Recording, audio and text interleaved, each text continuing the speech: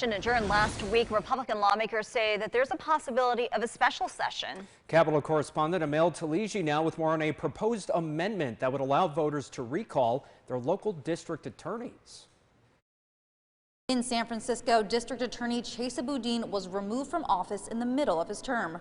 Voters in the progressive city determined he wasn't punishing crimes to the fullest extent of the law. In New York, only the governor can remove a DA from office. Senate Minority Leader Robert Ortt says for months, Republican lawmakers have called on the governor to remove New York City DA Alvin Bragg from his position. With Governor Hochul not acting on her power to do so, lawmakers are proposing legislation that could change the state constitution. I think it's important here that they have sworn an oath. When you take an oath as a district attorney, you have an oath to uphold the law, to prosecute crimes under the law.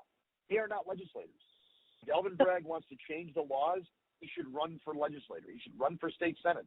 He should run for assembly. And then he can change the laws that he thinks are wrong. Assembly Minority Leader Will Barclay says the proposed constitutional amendment would require 20% of district members sign a petition that would go to ballot. Members can then either vote in favor or removal of the DA.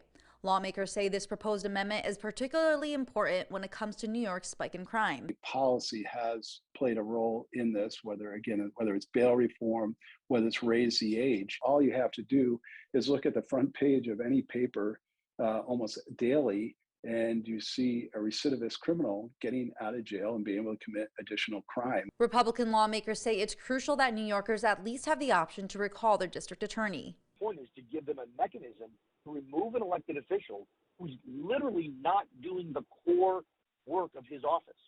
His office is to prosecute people who commit crimes. In order to vote on this, lawmakers would have to convene for a special session.